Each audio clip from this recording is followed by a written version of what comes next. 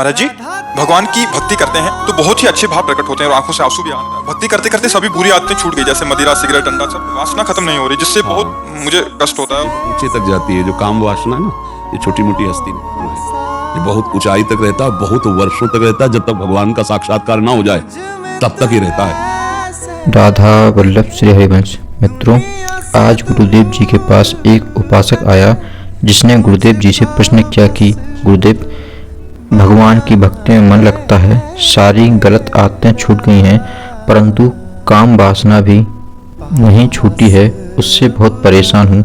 तब गुरुदेव जी ने क्या उत्तर दिया, तो चलिए जानते हैं गुरुदेव जी। महाराज जी, कोटि कोटि नमन। महाराज जी, भगवान की भक्ति करते हैं तो बहुत ही अच्छे भाव प्रकट होते हैं और आंखों से आंसू भी आने लगते हैं, मन बहुत रोता है। भक्ति करते करते सभी बुरी आदतें छूट गई, जैसे मदिरा, सिगरेट, अंडा, सब छूट गया, पर इस शरीर से वासना खत्म नहीं हो रही, जिससे बहुत मुझे कष्ट होता है, भक्ति में बाधा आती है। ये बहुत ऊंचे तक जाती है जो काम वासना है ना, ये छोटी मोटी हस्ती नहीं है, बहुत बड़ा शत्रु है। ये बहुत ऊंचाई तक रहता है, बहुत वर्षों तक रहता है। जब तक भगवान का साक्षात्कार ना हो जाए तब तक ही रहता है। मतलब बहुत अच्छी साधना 20-50 वर्ष होने पर भी ये नष्ट नहीं होता, सूक्ष्म रहता है, तरंग की तरह।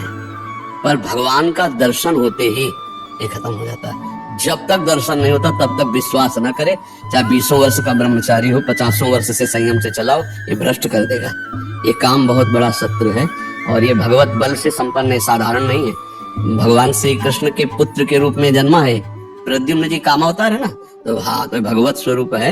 ये काम तब तक रहता है, बस सावधान रहना इससे। ये कोई छोटी मोटी हस्ती नहीं कि साल 2 साल भक्ति करो ये भाग जाएगा, ले पास ही रहेगा आपके। और जब तक भगवत साक्षात्कार नहीं होगा तब तक ये बना रहेगा। इसलिए डरना नहीं, ये आपको भ्रष्ट नहीं करेगा, ये आपको सहयोग करेगा।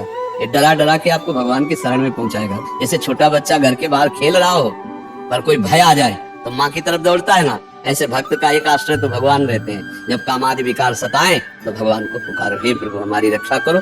और जहां तक हो सके शास्त्र आज्ञा में रहोगे तो कभी भ्रष्ट नहीं होगे। जैसे किसी माता बहन का किसी भी तरह से एकांत में जिससे हमारा भाव बिगड़ चुका है उससे, या जिससे भाव हमारा बिगड़ सकता है, ऐसे चांस न दिए जाए, फिर भगवान रक्षा नहीं करेंगे। ये भी बात ध्यान रखना। जैसे हमारा जिससे भाव बिगड़ चुका है, हमारा संबंध पहले गलत रहा है और उससे हमारा एकांतिक मिलन हो जाए तो हमारा गलत क्रिया हो जाएगी। या हमें लगता है कि इससे भाव संबंध बिगड़ सकता है तो अपने आप कड़ुआ स्वभाव रखकर दूरी हटाओ, दूरी बनाओ। संगम त्यजेत मिथुन व्रतिनाम मुमुक्षु सर्वात्मना न विसृजेत बहिरेंद्रियाणि। माया भेजेगी आपके पास। जब कोई भगवत प्राप्ति का लक्ष्य करेगा, चाहे स्त्री हो या पुरुष, माया इन्हीं दोषों के द्वारा उसे भ्रष्ट करने के लिए उसकी व्यवस्था पुष्ट करती है। लाखों में कोई एक ऐसा जो ये बात कि मुझे परमानंद प्रभु चाहिए, ना कि अब भोग, बहुत भोग लिया और बहुत देखा, ऐ मन अब नहीं गलत करेंगे, ऐसे जीता जाता है।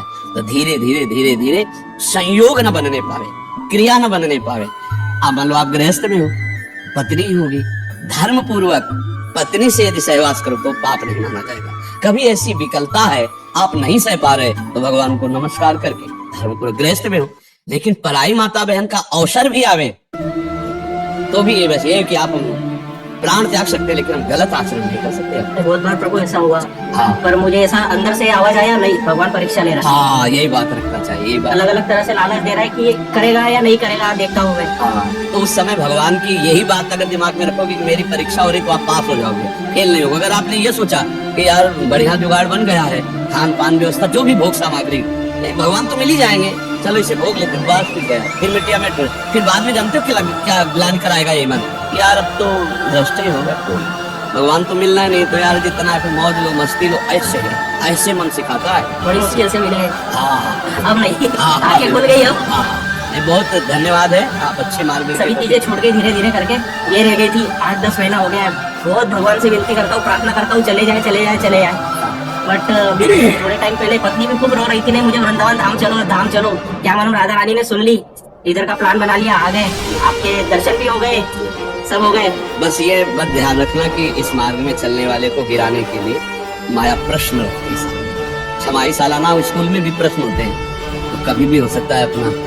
तो ये धर्म पूर्वक चलना, अब गलत मत चलना, अब लो नशानी, अब तक जो हुआ ये अब समझ में आता है धीरे धीरे नहीं। और सत्संग रोज सुनते चल रहे ना, और नाम जप करते हैं ना, तो सत्संग और नाम जप ये तुम्हें गिरने नहीं देगा। ये तुम्हारे सत्संग सुनो ना, तो जैसे रोज तलवार को पैनी करो, ऐसे ज्ञान की तलवार पहनी होती रोज साधन को हरिभजन है कै सत्संग सहाय। अगर संत महापुरुषों के वचन सुनते रहे और नाम जप करते रहे तो हम फिर गिरेंगे नहीं, बस चले वैसे जैसे संत जन कह रहे हैं। जहाँ लग रहा है कि यहाँ गिर सकते वहाँ संयोग ही न बैठने दें, दूरी बना के रखें। पक्का समझो कभी ऐसा संयोग बन रहा हो भाग पड़ो कमजोर बन के, बलवान बन के वहां बैठना नहीं।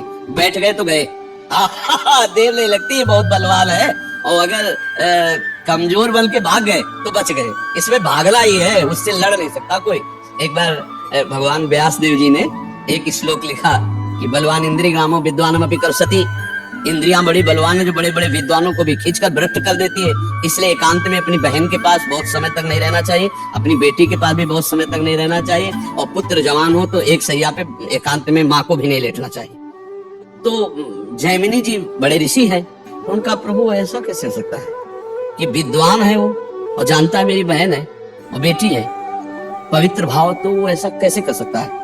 आपने जो श्लोक लिखा मुझे संशय नहीं, पर मुझे आप समझाइए कि ऐसा कैसे, जो विद्वान है, मूर्ख हो तो बात अलग है। तो उनका इस प्रश्न का उत्तर तो हम कुछ दिन बाद देंगे। हमें याद आ गया हमको बद्री नारायण वाले आश्रम में जाना है। अब ये उत्तर है उनके प्रश्न का। तो 10-15 दिन तुम संभालो आश्रम, सैकड़ों ब्रह्म ऋषि विद्यार्थी जन है।